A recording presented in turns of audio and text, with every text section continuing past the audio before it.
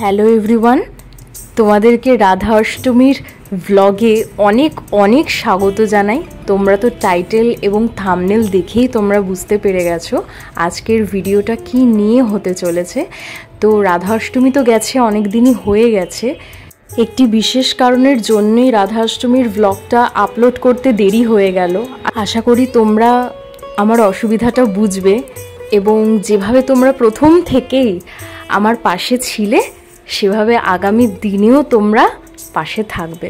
তোমরা যদি রাধা অষ্টমীর আগের দিন অর্থাৎ অধিবাসের দিন কি কি হয়েছিল সেটা যদি তোমরা দেখে না থাকো, তো তোমরা এই ভিডিও দেখার পরে অবশ্যই এই ভিডিওটা দেখে এসো এবং ভগবানকে কিভাবে অঙ্গরাগ করেছিলাম শ্রীকৃষ্ণ এবং রাধারানীকে, তো সেটাও তোমরা কিন্তু দেখে আসতে পারো। তোমাদের যাদের বাড়িতে ভগবানের বিগ্রহ রয়েছে এবং যারা ভাবো যে ভগবানের শৃঙ্গার কি করে করব, ভগবানের অঙ্গরাগ কি করে আঁকা যাবে, ওই ভিডিওটা কিন্তু তোমাদের অনেকটা হেল্প করবে। তো একবার অবশ্যই কিন্তু ভিডিওটা দেখে এসো। তো দেখো, এখন রাধা অষ্টমীর দিন অর্থাৎ 11ই সেপ্টেম্বরের কিছু মুহূর্ত তোমাদের কাছে আমি শেয়ার করছি। এই দেখো, এইখানে ভগবানের অভিষেক করানো হবে সেই তামার পাত্রটা আমি তৈরি করে নিয়েছিলাম, এইভাবে গুছিয়ে নিয়েছিলাম যাতে করে পুজোর সময় যাতে কোনো সমস্যাই যাতে তৈরি না হয়।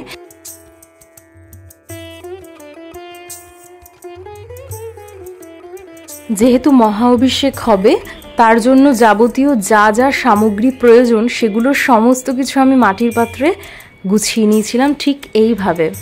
দেখো, পঞ্চামৃত স্নান হবে ভগবানের। শুধু পঞ্চামৃত ছিল না, আরও অনেকগুলোই সামগ্রী যোগ হয়েছিল। তো পঞ্চামৃত থেকে বেশি জিনিস দিয়েই ভগবানের অভিষেক হয়েছিল।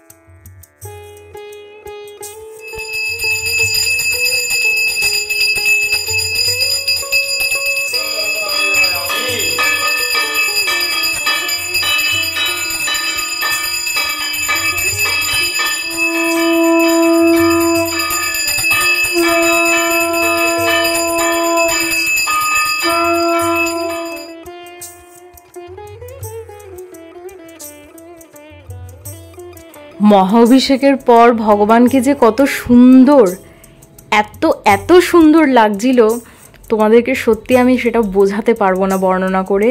এবং শ্রীমতী রাধারানীকে খুব সুন্দর লাগছিল। তো এটা আমাদের প্রথম রাধা অষ্টমী উদযাপন হয়েছিল বাড়িতে। রাধারানীর কৃপা ছাড়া তো এটা কখনোই সম্ভব হতো না। অবশ্যই রাধারানীর কৃপা ছিল, যার জন্যই এটা সম্ভব হয়েছে। দেখো কত সুন্দর লাগছে রাধারানীকে।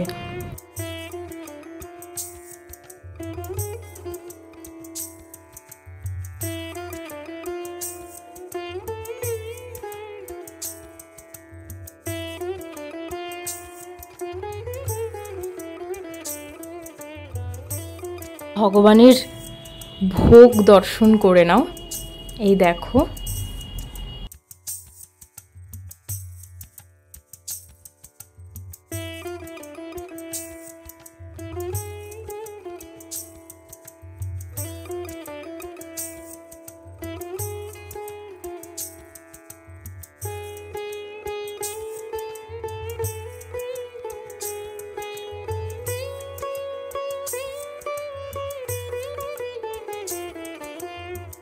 সন্ধেবেলায় ভগবানকে রাজস্থানী লুকে সাজিয়েছিলাম।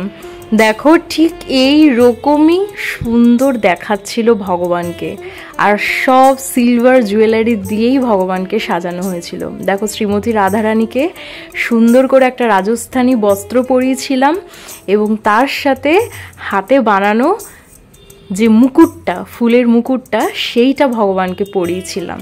দেখো, এই রকম সুন্দর দেখাচ্ছিল, দারুণ দেখাচ্ছিল। জন্মাষ্টমীতে ভগবানকে পরিয়েছিলাম, আবার রাধারানীকেও রাধাষ্টমীর দিন রাধারানীকে আবার পরিয়েছিলাম। তো ভিডিওটা তোমাদের যদি ভালো লেগে থাকে তো তোমরা অবশ্যই কিন্তু লাইক, শেয়ার এবং কমেন্ট করে আমাকে জানিও।